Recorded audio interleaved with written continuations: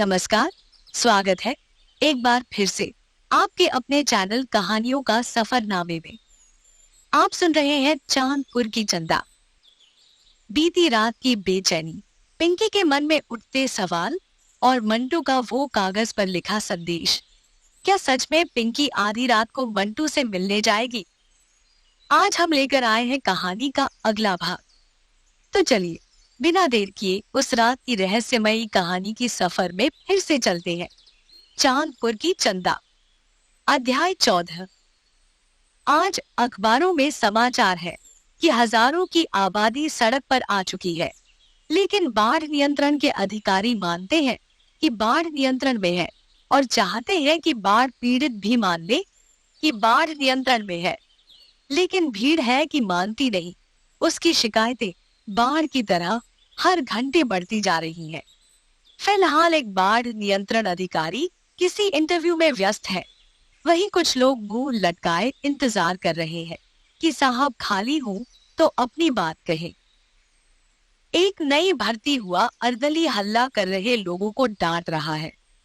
का डांट चियार रहे हो जी? खड़े हुए लोगों ने मुंह बंद करके कदम पीछे खींच लिया है। सर, वो कहना था कि वो जो का कहना था, ढेर माथा मत सनकाओ, पीछे हटो। जो कहना है वहां टेंट में जाकर कहो। सर, वो तो सुन नहीं रहे हैं। हम लोगों को बस यही कहना है कि का कहना है, बोलो। अचानक गाड़ी में बैठा एक दूसरा अर्दली उतर जाता है। एक ऐसी भीड़ खड़ी है जी, चलो फूटो यहाँ से। भीड़ पीछे हो गई। इधर ठेहुन भर पानी में उतरकर इंटरव्यू दे चुके अधिकारी जी अपनी बेतरतीब हो चुकी दाढ़ी को खुजाकर जूता मोजा पहन रहे हैं। वहीं उनके ठीक बगल में एक समाज सेवी अखबार में छपा अपना फोटो देखकर पत्रकार को दिया हुआ 500 रुपए वसूल हो जाने की तसल्ली करते हुए बता रहे हैं, ए सर, लोगों के पास अब ईमान धर्म नहीं बचा है। कितना भी राशन बांटिए, लोग सुधरने वाले नहीं है। ना जाने कहां कहां से मुंह उठाकर चले आते हैं। ये शब्द सुनकर चिरौरी कर रहा एक आदमी चुप होकर चलने लगता है और वहां पहुंच जाता है जहां एक बैनर पर लिखा है, बाढ़ राहत शिविर। राहत शिविर में एक दरी बिछी है जिस पर दैनिक जीवन में प्रयोग होने वाले तमाम सामान बांटने को आए हैं। कुछ संस्थाओं ने दान दिया है तो कुछ सरकार ने राहत फंड से रिलीज किया है, लेकिन भीड़ का मानना है कि बाढ़ राहत में आए राशन में घपलेबाजी हो रही है और यहाँ राहत छोड़कर सब कुछ मिल रहा है। इस शिकायत के बाद जूता पहन चुके साहब के पास खेदन, दीना, बबलू, गुड्डू, सत्य प्रकाश और प्रदीप जा रहे हैं। ए साहब, राहत का सामान उनको नहीं मिल रहा है जो पीड़ित है। साहब खिसिया रहे हैं। राहत का सामान कैसे मिलेगा जब आप लोग सामान लूट लेंगे, बताइए।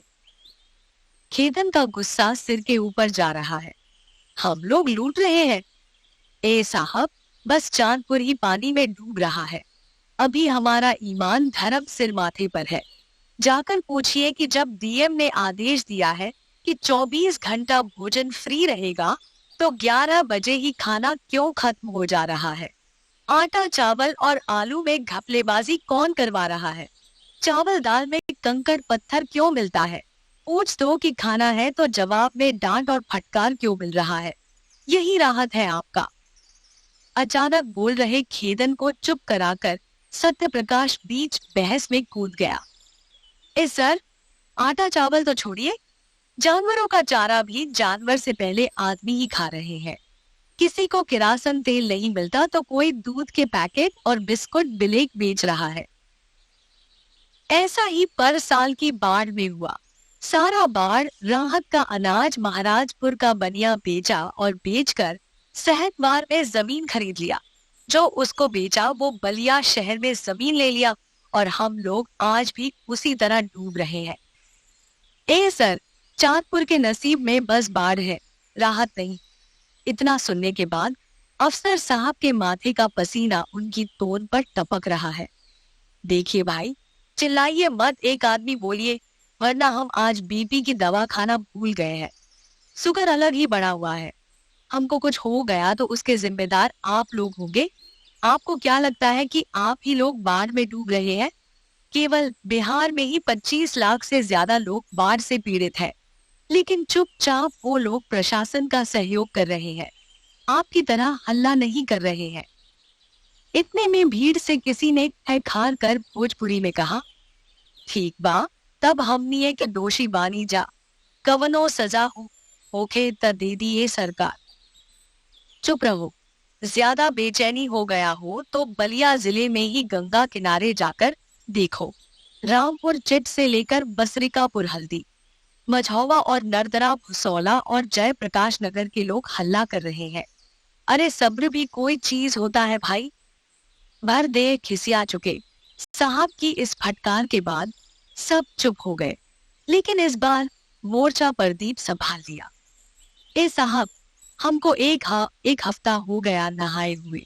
गुड्डी जी की कसम खाकर कह रहे हैं, जाड़े में भी दोनों टाइम तेल लगाकर नहाते हैं, लेकिन आज सब हैंड पंप डूब गया है। पानी इतना गंदा हो गया है कि छूने में डर लग रहा है। मरे हुए जानवरों के सड़न से जीना मुहाल हो गया है। जिंदगी नरक हो गई है सर। आपसे यही रिक्वेस्ट है कि जो हम लोगों को सरकार दे रही है उसमें घपला न हो। अधिकारी जी का जी उकता गया। वो प्रदीप का कंप्लेन सुनकर अपनी खलबाट खोपड़ी खुजाते हुए आसमान की तरफ देखकर गाड़ी चालू करने का आदेश दे रहे हैं। तो ऐसा है ना नवाब साहब, जाओ मैनेजर साहब के पास जाओ और सामान बांटवाने की ड्यूटी मांग लो, फिर तेल शैम्पू लगाकर आराम से साली जी के साथ नहाते रहना। ये सुनने के बाद प्रदीप के साथ खड़े तमाम लड़कों का मुंह लटक गया। रे भाई, सर का सर दर्द हो रहा का रे। अर्दली उनको पानी पिला रहा है। सर एसी चालू कर दे, वरना आपकी तबीयत खराब हो जाएगी। अधिकारी जी ने पानी पीकर आंखें बंद कर ली हैं। अब जाकर उनको आराम मिल रहा है। बाढ़ पीड़ितों की सारी समस्याएं धीरे धीरे अदृश्य हो रही हैं। तब तक ड्राइवर ने गाड़ी खोल दी। भीड़ तितर बितर हो गई। सत्य प्रकाश, प्रदीप, गुड्डू ने चांदपुर चट्टी का रुख कर लिया। आज चट्टी पर बाजार का दिन है। आसपास के गांवों के लोग बाजार करने उमड़ पड़े हैं। अपनी दुकान में खाली बैठा फूकन देख रहा है कि एक नौजवान अपनी हीरो पुक को घसीटते हुए पैदल ही चला आ रहा है। उसके पीछे एक नवयुवती भी है। दोनों के चेहरे पसीने से लाल हो चुके हैं। नौजवान का चेहरा देखकर ऐसा लगता है कि आज नौजवान ने खुद को नौजवान दिखाने में काफी समय व्यतीत किया है, लेकिन पकी दाढ़ी की रंग रोगन प्रक्रिया में कुछ बाल दाढ़ी छूट गए हैं। नौजवान केदन से तरफ देखकर पूछ रहा है, भैया पंचर बनेगा क्या? भाई साहब, इतने खराब दिन नहीं आए कि हम टीवी का पिक्चर ट्यूब छोड़कर साइकिल का टायर ट्यूब ठीक करें। गाड़ी वाला कटीली हंसी हंस रहा है। भैया तब कहाँ बनेगा? पहले ये बताइए कि पंचर हुआ कैसे? अरे का बताए, आज साली को बाहर दिखाने लाए थे, रास्ते में सारी हवा निकल गई। भाई, साली से इश्क करने से पहले हवा टाइट रखना चाहिए। कारे प्रदीप हंस रहा है। तब का जी, साली से इश्क करने में बहुत रिस्क है। उधर सामने सड़क पर मनोहर मास्टर दिख रहे हैं। सत्य प्रकाश उनको ये समाचार सुना रहा है। देखिए तो वार्ड साहब, भैया अपनी साली को बाढ़ दिखाने चांदपुर लाए हैं, जैसे बाढ़ बाढ़ नहीं नियाग्रा फॉल हो। ए यार, हम तो आज तक वियाग्रा सुने थे, ये नियाग्रा कब लॉन्च हुआ रे? आए प्रदीप, गंदा बात नहीं, एकदम नहीं। दुकान पर खड़े सारे लड़के हंसने लगे। पंचर बनवाने आया युवक झेप कर दूसरी तरफ जाने लगा। इधर मनोहर मास्टर उस युवक और उसकी साली को देखकर चांदपुर का भविष्य देखने लगे। देखिए सत्य प्रकाश जी, इसी बाढ़ के बहाने लोग चांदपुर आ तो रहे हैं। यही हाल रहा तो कुछ दिन बाद बाढ़ विभाग को बोर्ड पर लिखना पड़ेगा, चांदपुर बाढ़ पर्यटन केंद्र। अपनी साली सरहज प्रेमिका को बाढ़ दिखाई और जीवन में प्रेम की बाढ़ लाई। मात्र 10 रुपया, 10 रुपया। सत्य प्रकाश भी हंस रहा है। ए मार्ट साहब, इसका भी टेंडर मैनेजर साहब वहां ले लेगा, तब वो आपको समय से तनख्वाह नहीं मिलेगा। मनोहर मास्टर भी हंस रहे हैं और गुड्डू, प्रदीप, फोकन भी। लेकिन 6 महीने से वेतन के नाम पर 1 रुपया न पाने वाला आदमी जब हंसता है तो कितना मासूम लगता है, ये मनोहर मास्टर के चेहरे को देखकर साफ साफ समझा जा सकता है। इधर चांदपुर के नक्शे पर अचानक उग आए सीजनल घरों के चूल्हे जलने लगे हैं। कहीं सब्जी कट रही है तो कहीं सिलवट पर मसाला पीसा जा रहा है।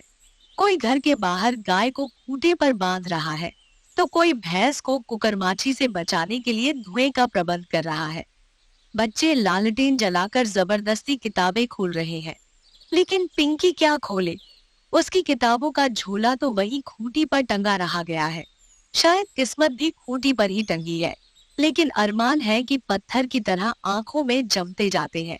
न जाने क्यों जब से रिजल्ट आया है और जब से झोला छूट गया है तब से पिंकी को पढ़ने लिखने का खूब मन करता है, लेकिन पिंकी मन मसोस कर रह जाती है। वो जानती है कि चांदपुर को बाढ़ ने तबाह किया है और उसकी चंदा को सूखे ने। उसे याद नहीं कि इसके पहले जीवन इतना सूखा और इतना गीला कब लगा था। कल अचानक सोनुआ की तबीयत खराब हो गई। जैसे तैसे ये घर छोड़कर चाचा को सोनुआ के नानी के गांव जाना पड़ा। पिंकी रोने लगी। पूनम एक रोटी न खा सकी। हाथ आसमान की तरफ उठ गए। हे चैनराम बाबा, एक ही तो भाई है हमारा, ठीक हो जाएगा तो हम इसी पूर्णमासी को पेड़ा चढ़ाएंगे। आज दोपहर को बबुआ के ठीक होने की खबर आई है। पिंकी के बेचैन मन को तनिक आराम मिला है, लेकिन पिंकी को कभी आजी की चिंता हो रही है तो कभी माँ की। ये दोनों से दिमाग हटता है तब पूनम का चेहरा आंखों के सामने काली बदरी की तरह छा जाता है। माना कि पूनम घर संभाल रही है, लेकिन पूनम को कौन संभालेगा।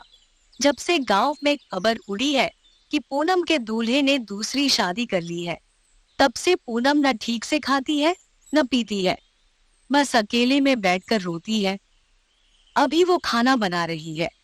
पिंकी झोपड़ी में आजी को तेल लगा आई है। सड़क पर कोई टॉर्च जला रहा है। कहीं दूर से गाने की आवाज आ रही है। मिलने की तुम कोशिश करना, वादा कभी ना करना। पिंकी घड़ी देख रही है। घड़ी बंद है। वक्त भी कितना कारसाज है। जब समय खराब चल रहा हो तो घड़ी क्या कुछ भी बंद हो सकती है। लेकिन कहीं दूर रेडियो की आवाज सुनकर लग रहा है कि 8:45 बजने वाले हैं। अब समाचार आएगा। शुक्र है कि चाचा आज नहीं है, वरना अब तक खाना तैयार करना पड़ता। पिंकी की नजर सामने खटिया पर रखे उस पन्ने पर अटक गई है, जिसे कल वो पूरा पढ़ नहीं पाई थी। उसके हाथ उस पन्ने को फिर उठा लेते हैं। टेढ़े मेढ़े अक्षर चमकने लगते हैं। मेरी प्यारी पिंकी, ए करेजा, अब तक तो हम सरयू के उस पार थे, तुम सरयू के इस पार, लेकिन आज तो हमारे प्रेम की नाव एक साथ मझधार में फंस गई है। अगर हम जानते कि तुम गुड़िया की शादी में हमसे बात करके बदनाम हो जाओगी तो तुमसे किसी जन्म में बात न करते। लेकिन ए पिंकी, तुमको मेरी कसम है, तुम इस झूठी बदनामी से उदास न होना, वरना इस चांदपुर की बाढ़ को तो हम देख लेंगे, लेकिन अपनी चांदपुर की चंदा के सूखे चेहरे को देखने की हिम्मत मुझ में नहीं है। किसे बताए कि 29 अप्रैल की रात को याद करके रोते हुए आज 29 दिन से ज्यादा हो चुके हैं। ए करेजा, कल रात को बस एक बार चली आओ कि इस टूटते दिल को सहारा मिल जाए। बस एक बार। हम नाव लेकर रात को 12 बजे बांध के आगे वाले आम के पेड़ के नीचे इंतजार करेंगे। सिर्फ तुम्हारा मंटू। बाप रे, रात को 12 बजे। पिंकी का दिमाग फिर से चक्कर गिन्नी की तरह नाच रहा है। एक तरफ घड़ी खराब है, दूसरी तरफ 12 बजे का इंतजार। एक तरफ प्रेम की बहती धार है, दूसरी तरफ नैतिकता, मर्यादा की करुण पुकार। पिंकी किसको सुने, ये उसकी समझ के बाहर है। प्रेम का ऐसा द्वंद सबसे कष्टदायक द्वंद है और शायद सबसे खूबसूरत भी। लेकिन जीवन में ऐसा द्वंद ईश्वर किसी को दे तो उसको थोड़ी ताकत भी दे। पिंकी के दिल से यही दुआ निकल रही है। इसी बीच पूनम ने आवाज दी, रे पिंकी, कहाँ दिमाग है तेरा, माई को दवाई दे। पिंकी की तंद्रा टूट गई। रेडियो की आवाज अब तक आ रही है। 9 बज गए। अभी तो 12 बजने में 3 घंटा बाकी है। बांध पर गाड़ियों की चहल पहल कम हो रही है। बगल के गांवों से आटा चक्की चलने की आवाज आ रही है। हल्की फुहारों की बूंदें बर्तनों पर गिरकर एक अलग ही संगीत का संसार रच रही है। पिंकी देख रही है कि कहीं दूर एक नाव पर दिए की लौ हिल रही है। पानी का शोर बढ़ता ही जा रहा है। जहां तक नजर जाती है, गाढ़ा मटमैला पानी वीरानगी के साथ भय को बढ़ा देता है। बगल वाली झोपड़ी से धुआं उठ रहा है। कोई इतनी रात को उठकर भला हुक्का सुलगाता है क्या? शायद दीना की माई होगी। पिंकी बाहर से नजरें हटा लेती है। देखती है कि आजी और माँ ने खाना खा लिया। पूनम ने सबको दवाई दे दी। दूर बज रहा रेडियो भी बंद हो गया। अब टाइम का पता कैसे चले? चाचा के रेडियो का सेल भी तो खत्म हो गया है। ये तो धर्म संकट की घड़ी है। हे ईश्वर! उधर आसमान में चांदपुर का चांद बादलों में डूब रहा है। इधर चांदपुर की चंदा इन्हीं ख्यालों में। क्या रात को 12 बजे इस बांध के एक कोने में नाव पर बैठकर किसी लड़के से मिलना चाहिए? वो भी तब जब गांव में हल्ला हो चुका है। ना, ये सब पिंकी से न होगा। पिंकी ने कांपते हुए करवट बदल दिया। उधर बांध के सामने फैली विशाल जलराशि में हलचल होने लगी। पिंकी झट से उठकर बैठ गई। पूनम ने पूछा, क्या हुआ रे? कुछ न दे दिया, तू सो जा। पिंकी की सांसें तेज और नजर चौकन्नी हो गई। झट से प्लास्टिक के बने पर्दे को खोला और झांक कर देखने लगी। एक छोटी सी नाव आ रही है, लेकिन नाव पर बैठा लड़का मंटू तो नहीं है। हे भगवान, क्या सच में वो खत मंटू ने ही लिखा था या किसी ने हमको? ये सब सोचकर पिंकी के हाथ पैर सुन्न पड़ रहे हैं। भीतर एक समुद्री तूफान चल रहा है। वो देख रही है कि आसपास के सारे लोग सो तो रहे हैं, लेकिन सोए ही रहेंगे इसकी क्या गारंटी है? ऊपर से पूनम अभी तक जाग रही है। तब तक सामने आ रही नाव से इशारा होने लगा। पिंकी का जीव आफत में पड़ गया। अगर मंटू ही है तो पिंकी कदम कैसे बाहर करते? कहीं चाची जान गई तो इसी बाढ़ में डूबना पड़ेगा। उधर बार बार नाव पर बैठा लड़का इशारा कर रहा है। इधर पिंकी 2 कदम बढ़ा रही है, फिर पीछे कर ले रही है। समझ में नहीं आ रहा है कि हाथ से इशारा कर रहे लड़के को वो कैसे बताए कि ये लोकलाज के कदम है बबुआ, जो किसी लड़की के पैर में आकर अपने आप बन जाते हैं। और इस बंधन को तोड़ना मेरे लिए कतई आसान नहीं है। लेकिन सामने नाव पर बैठे लड़के का चेहरा बार बार किसी शांत नदी में उगे खूबसूरत द्वीप सा अचानक प्रकट हो जाता है। पिंकी बार बार खुद से पूछने लगती है, क्या जरूरत है मुझे इतना प्रेम करने की? उस प्रेम के तूफान में मेरे धैर्य की परीक्षा लेने की। वंटू ने तीसरी बार इशारा किया। इस बार के इशारे में जरा सा गुस्सा है, बेकरारी है और शायद उम्मीदें भी। पिंकी देखती है, चांद जैसे ही बदरी से निकलता है, मंटू का चेहरा झलकने लगता है। आज भी उसने वही हाफ टी शर्ट, वही पैंट पहना है जो गुड़िया की शादी में पहना था, लेकिन आज कंधे पर छाता है और वो गमछे से ढका है। पिंकी ने लालटेन को एकदम मध्यम कर दिया। चुपके से माँ और आजी को देख रही है। माँ को पकड़कर पूनम लेटी है। उसे नींद कहाँ आती है, लेकिन बस एक अच्छी बात यही है कि पूनम को जान भी गई तो उसे समझाना पिंकी के लिए आसान होगा। इतना तो भरोसा है। पिंकी ने इसी भरोसे से दरवाजा बंद कर दिया। थोड़ी देर दाएं बाएं देखा और झट से निकलकर नाव में आ गई। पिंकी को देखते ही मंटू ने चैन की सांस ली, लेकिन मुंह न खोल सका। वो देख रहा है पिंकी के पैर बुरी तरह से कांप रहे हैं। नाव तेज गति से डगमग चलने लगी। चांद आसमान में निकलने लगा। थोड़ी देर बाद मंटू बोला, ई लो छाता और गमछा, सर के ऊपर से ओढ़ लो। कोई नहीं जानेगा कि नाव पर लड़का है कि लड़की।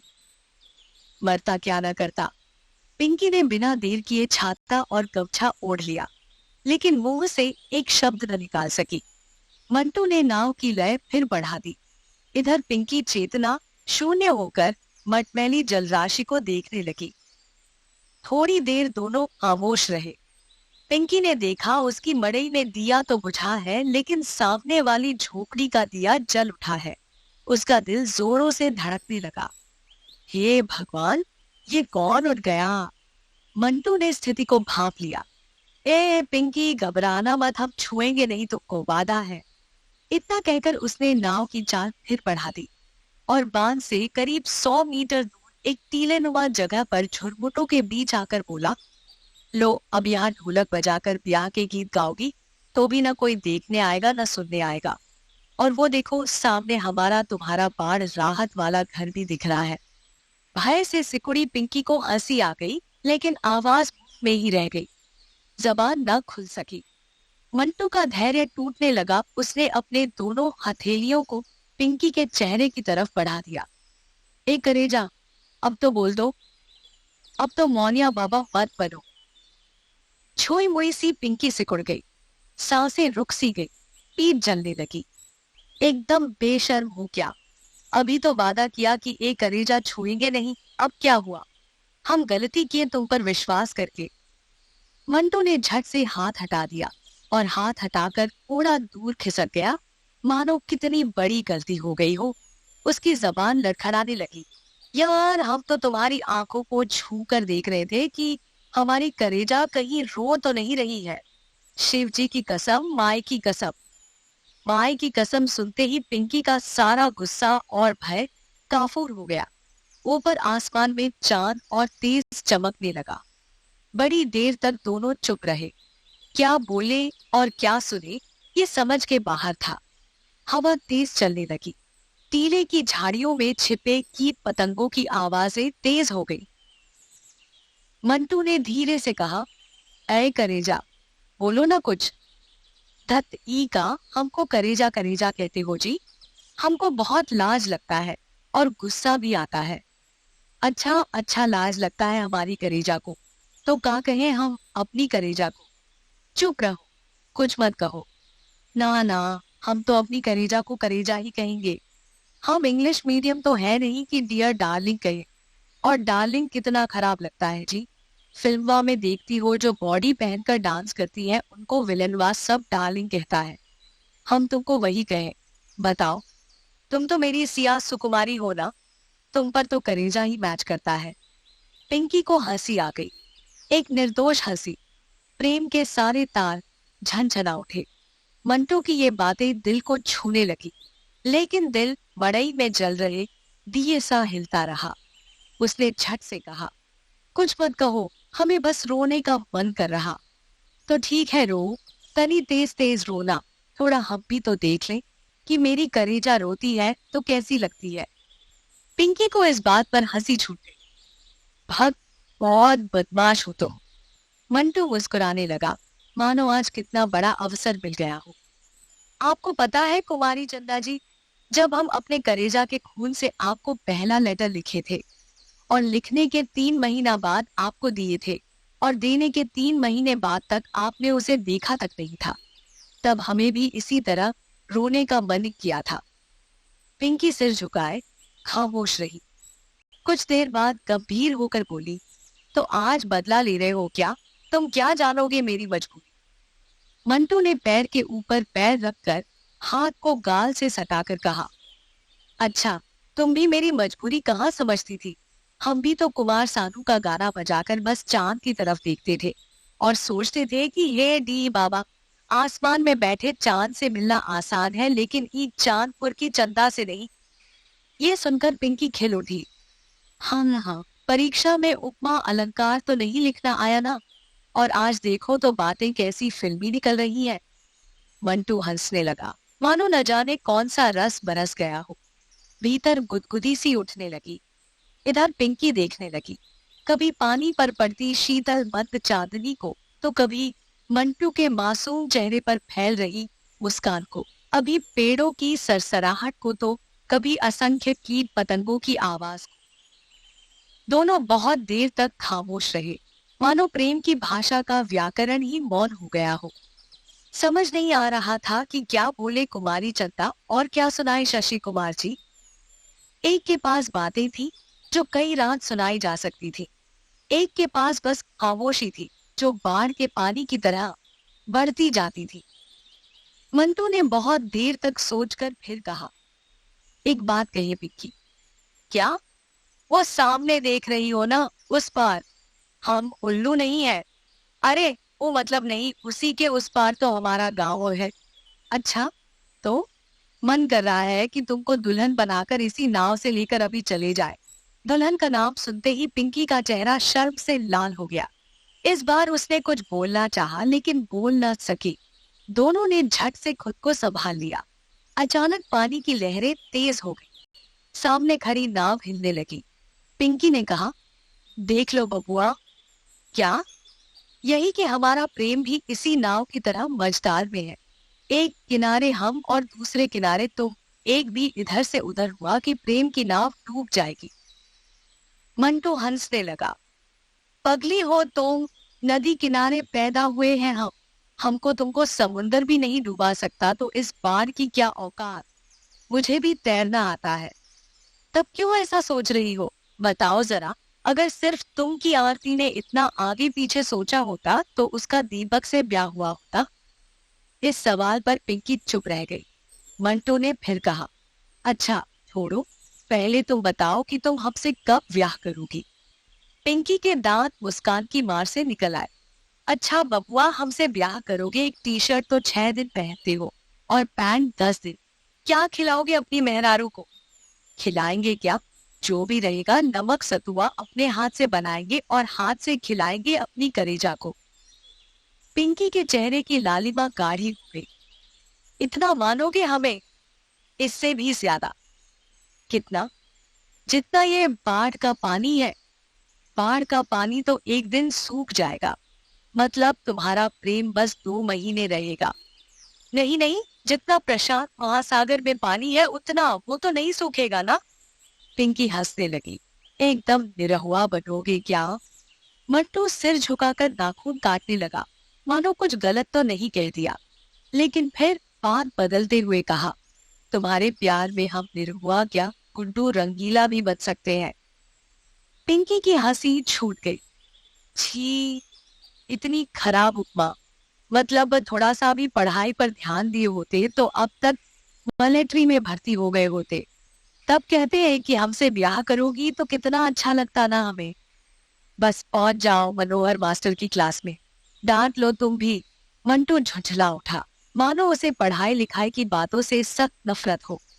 शायद प्रेम की पुलक से भर देने वाले इन खूबसूरत लम्हों को वो इस तरह खोना नहीं चाहता हो। लेकिन उसने खुद को संभालते हुए कहा, ए पिंकी छोड़ो ना यार, अब मेरी मौसी मत बनो। दिन भर वहां तो सुनते ही हैं, अब तुम भी यही करोगी। फर्स्ट डिवीजन पास हो गए ना इंटर, अब देखना आगे भी हम एक दिन बहुत अच्छा करेंगे। बस तुम ऐसे ही मेरे साथ रहो, करेजा बनकर। मेरी कसम। नहीं नहीं, अपनी कसम। मेरी क्यों नहीं? ऐसे ही तुम्हारी कसम नहीं खा सकता। बंटू का मुंह लटक गया। पिंकी के चेहरा मंद मुस्कान से भर गया। अच्छा, नहीं करेंगे पढ़ाई लिखाई की बात। अब टूटे हुए कैसेट जैसा मुंह न बनाओ। कैसेट के नाम पर मंटू हिल उठा। उसकी आवाज की गति बढ़ गई। एक करेजा, सरस्वती का पूजा की रात याद है ना? पता है उसके बाद हम आज तक एक को फिल्म नहीं देखे हैं। झूठी हो एकदम। आंखें गिरिया। अब कैसे बताऊं कि बारिश में भीगती उस आरती का चेहरा अब तक दिलवा में समाया है। लेकिन एक करेजा जानती हो, हम फिल्म कम 3 घंटा बस टुकुर टुकुर तुमको ही देखे थे। एक नंबर के पागल हो। दोनों की हंसी छूट गई। दोनों एक दूसरे को देखने लगे। प्रेम की ये निश्चल हंसी दोनों की आंखों में प्रेम की उमड़ती बारिश लेकर आ गई। एक अनजानी लहर सी भीतर बहने लगी। कितना निश्चल, कितना मासूम, कितना जीवन, कितना आह्लादकारी। मानो कुछ देर में लाज के सारे तटबंध टूट जाएंगे। दोनों का सारा दुख, संताप प्रेम की इस उफनती नदी में बह जाएगा। मंटू ने खामोशी ओढ़ ली। इस बार पिंकी ने कहा, जानते हो मंटू, क्या आज पहली बार पता चला कि जीवन में प्रेम हो तो बाढ़ आंधी तूफान में भी खुश रहा जा सकता है, और प्रेम न हो तो सावन की सुहानी बौछार भी जेठ की धूप के समान है। मंटू इस बात पर उछल गया। वही शरारती हंसी। वाह रे मेरी महादेवी वर्मा, इसी बात पर मन तो कर रहा गलिया पर एक चुम्मा ले ले। अच्छा बबुआ, ज्यादा हिम्मत नहीं बढ़ रही आपकी, अभी भीतर से सुभद्रा कुमारी चौहान निकल आई तो बच नहीं पाओगे। मंटू इस धमकी से हंसने लगा। ए पिंकी, क्या एक कविता सुनाओ ना। किसकी? महादेवी वर्मा की। कौन सी? जो तुमने एक बार मनोहर मास्टर के क्लास में सुनाया था। कौन सी? महादेवी जी की तो कई कविताएं मुझे याद हैं। कोई तो सुना दो जो मेरे ऊपर मैच करे। महादेवी जी ने तुम्हारे जैसे बकलोल के लिए कोई कविता नहीं लिखी, इतना पालतू समय नहीं था उनके पास। इतना कहकर पिंकी हंसने लगी। मंटू का मुंह लटक गया। अच्छा तब कोई गाना सुना दो ब्याह वाला। मान लो कि हम दूल्हा बने हैं और तुम दुल्हन, सामने पंडित जी बैठे हैं। बाप, इतनी रात को मरवाओगे क्या? नहीं नहीं, एक ही तो जिद कर रहे हैं हम, चाहते तो किसी और चीज का भी जिद कर सकते थे। सोच लो। पिंकी इस मासूम याचना से खिल उठी। उफ, ये लड़का जिद्दी कहीं का। अच्छा हमारा टाइम भी आएगा तब हम तुमको बताएंगे बबुआ। लेकिन जैसे ही पिंकी ने कविता सोचा उसका चेहरा न जाने क्यों रुआसा हो गया। जानते हो क्या? यही कि मेरा स्कूल बैग घर में ही छूट गया है। अब तो बाढ़ में वह भी गया होगा। वैसे भी इंटर तक पढ़ लिए, पास भी हो गए। लगता है यही बहुत है। नहीं तो चाची का वर्ष चला होता तो हाई स्कूल के बाद ही किसी लूल लंगड़ से शादी हो गई होती। मंटू इस बात पर क्या बोले उसकी समझ में ना आया। उसने आगे बढ़कर पिंकी को गले लगाना चाहा, लेकिन कुछ सोचकर रुक गया। बड़ी देर के बाद पिंकी ही बोली, हमने अपनी किस्मत समझकर आज तक किसी से ये सब शिकायत नहीं की है। तुमसे भी तो चिट्ठी में आज तक कुछ नहीं कहा है। लेकिन जानते हो ये सब कविताएं अब कहानियां हो गई हैं बाबू। हर पल डर लगता है, दम घुटता है कि न जाने कल क्या होगा। पूनम दीदी का क्या होगा, आज ही कैसे रहेगी, माई और चाचा का क्या होगा। कई बार तो लगता है कि इस जमाने में गरीब घर की लड़की होने से बुरा कुछ नहीं है। एक झटके में पिंकी की आंखें नम हो गई, मानो सारे आंसू अब धैर्य के बांध तोड़कर निकल ही आएंगे। मंटू का सिर झुक गया, मानो किसी गाड़ीवान ने गाड़ी को गलत दिशा में मोड़ दिया हो। मंटू को अपनी गलतियों पे पछतावा होने लगा। उसने पिंकी को रुला दिया। ये अपराध बोध गहराने लगा। मंटू एक पल बादल से घिरते आसमान को देखता रहा, तो दूसरे पल पिंकी के चेहरे की घनी उदासी को। मन तो करता कि इस हाथ से पिंकी के आंसुओं को पोंछ दे, लेकिन हाथ बार बार पीछे हो जाते। मंटू असहाय हो गया। ऐ करेजा, मत रो ना, देखना एक दिन सब ठीक हो जाएगा। तुम बताओ हम अपना दुख किससे कहें? जानती हो गुड़िया का समाचार सुनकर आज मौसा मौसी को चैन से सोए महीने दिन हो गया है। थाना कचहरी में क्या हो रहा ये तो तुमको पता ही होगा। मुझे भी गांव में बच बचा कर ही रहना पड़ता है। अगर दुख को गाने से दुख खत्म हो जाता तो दुख किसी के पास आता ही नहीं। अब तो मुंह न बनाओ वरना हमें भी रोना आता है। इतना कहकर उसने नजरें पिंकी पर गड़ा दी। पिंकी सिर झुकाए पड़ी रही, लेकिन मुंह से आवाज नहीं निकल सकी। मंटू अधीर हो उठा। ए पिंकी, अब हमारी कसम, ऐसा मुंह न बनाओ यार, हम है ना तुम्हारे साथ। उस दिन देखी थी सिर्फ तुम में आरती कितना रोती है, कितना परेशान होती है। दीपक के साथ ही होकर उसे पहचान नहीं पाती है, फिर भी भगवान उनको मिला देते हैं। मिलाते हैं कि नहीं? मौसी कहती है भगवान के घर में देर है अंधेर नहीं। ये सुनकर पिंकी के आंसू सूख गए, चेहरे पर मुस्कान तैर गई। अच्छा मेरे नाना जी, और ये नहीं देखे कि दीपक पढ़ लिख कर नौकरी करता है, तुम्हारी तरह दिन भर छत पर आशिकी के गाने नहीं बजाता है। मंटू मुस्कुरा उठा। भीतर की सुप्त भावनाएं जगने लगी। वो पिंकी के करीब आ गया। इधर रात काफी हो गई थी। मंटू को देखकर पिंकी उठकर नाव पर ही खिसक गई। नाव हिलने लगी। मंटू ने हाथ पकड़ लिया। थोड़ी देर तक दोनों के हाथ बांधे रह गए। दोनों ने अनजानी सी चुप्पी ओढ़ ली। खामोशी और गाढ़ी हो गई। दोनों को कुछ सोचता न था। आसमान के चांद को बादलों ने ढक लिया। कहीं दूर बिजली चमकने लगी। दोनों एक दूसरे के करीब बैठ गए। देखते ही देखते पिंकी ने मंटू के कंधे पर सर टिका दिया। प्रेम की ऊष्मा से दोनों का रोम रोम खिल उठा। मंटू ने धीरे से कहा, एक बात कही? नहीं, अब चलो, बहुत डर लग रहा है। मंटू की सांसें थम गई। पिंकी का इतना गंभीर होते जाना उसे रास नहीं आ रहा था। कितने तो खुश थे दोनों, अचानक से फिर क्या हो गया? मंटू ने हाथ कस के पकड़ लिया, मानो आश्वस्ति भरा ये स्पर्श कह रहा हो कि तुमको हम बीच मझधार में कभी नहीं छोड़ सकते हैं। हमारी प्रेम की नाव किनारे लगेगी पगली। वादा है कि एक दिन इसी नाव से लेकर तुमको उस पार जाएंगे। पिंकी सिमट गई उस प्रेम की अनजानी भाषा में, जो दोनों के लिए एकदम नई थी, जहां मौन ही बोल रहा था और मौन ही सुन रहा था। दोनों देर तक खोए रहे। प्रेम की इस पहली बारिश में आसमान की बूंदाबांदी शुरू हो गई। अब चलो ना, बहुत देर हो गई। ए करेजा, क्या बहुत प्यार करते हैं हम? कितना? एकदम सरजू जी और गंगा जी के पानी जितना। तब तक अचानक आसपास कहीं से आवाजें आने लगी। कोई शायद जग गया था। मंटू चौंक सा गया। उसने झट से लाठी से नाव पीना शुरू कर दिया। पिंकी छाता ओढ़कर बैठ गई। अच्छा, अब तो सुना दो कविता। नहीं, तुम चलो अब, मुझे छोड़ दो। जब तक नहीं सुनाओगी तब तक नहीं छोड़ेंगे। नहीं मानोगे? नहीं, बस एक बार सुना दो। कहा ना कि चाहता तो किसी और चीज की भी जिद कर सकता था। पिंकी इस मनोहार के आगे हार सी गई। आसमान में देखा, रेशम के सपनीले तार पानी पर झरझर गिर रहे हैं। ये कैसी हवा है जो आती है तो पानी की धार लहरों से खेलकर मचल उठती है। उसके भीतर भी एक लहर समा गई।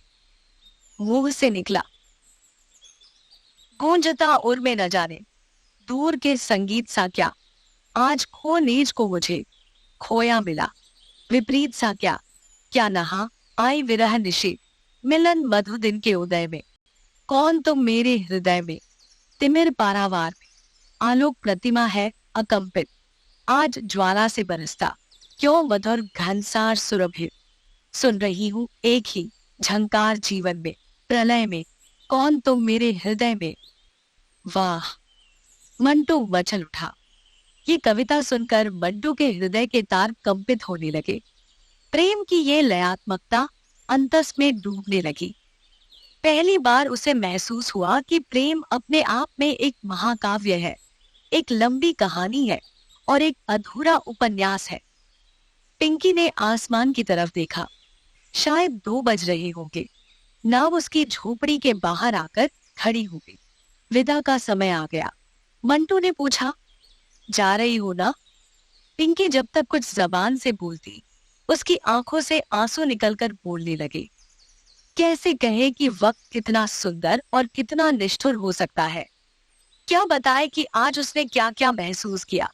आज पहली बार महसूस किया कि प्रेम वो रसायन है जो आदमी से मिलकर आदमी को आदमी बनाता है, एक संवेदनशील आदमी। इधर मंटू पिंकी को देखता रहा, भीगता रहा। शायद बारिश इतनी ही देर के लिए रुकी थी। उसके हाथों ने अलविदा कहा, लेकिन होंठ हिल न सके। तब तक किसी ने टॉर्च जला दिया। मंटू की हृदय गति रुकने लगी। उसने नाव खोल दिया। पिंकी झट से अंदर चली गई। चप्पुओं की आवाज गूंजने लगी। टॉर्च अब तक मंटू के चेहरे पर जलता रहा। मुंह बांधे मंटू भागता रहा। टॉर्च की हल्की पीली रोशनी उसका पीछा करती रही। तब तक घड़ी 3:30 बजाने को आई। शिव मंदिर पर पुजारी बाबा ने निर्गुण गाना शुरू कर दिया। बेठल रोवेली गुजरिया हो, चुनरिया में दाग लग गए, किसे जाए पिया के नगरिया हो, चुनरिया में दाग लाग गेल। कैसे बारिश की उस रात सरजू नदी की लहरों के बीच 2 दिलों की नाव बहती रही।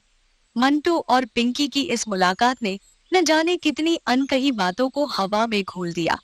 प्यार, दर्द और जुदाई की वो रात सिर्फ एक मुलाकात नहीं थी, वो एक अधूरी कविता थी जो पिंकी के आंसुओं में भीग गई और मंटू की सांसों में अटक गई।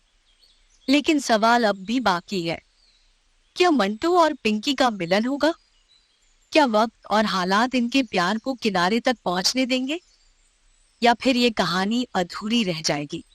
जानने के लिए जुड़े रहें हमारे साथ। अगला भाग बहुत जल्द आने वाला है। अगर आपको ये कहानी अच्छी लगी हो तो वीडियो को लाइक करें, अपने दोस्तों के साथ शेयर करें और हमारे चैनल कहानियों के सफरनामे को सब्सक्राइब करना न भूलें, क्योंकि कहानी अभी बाकी है। मिलते हैं अगले भाग में, एक नए मोड़, एक नए सवाल और शायद किसी जवाब के साथ। तब तक के लिए धन्यवाद।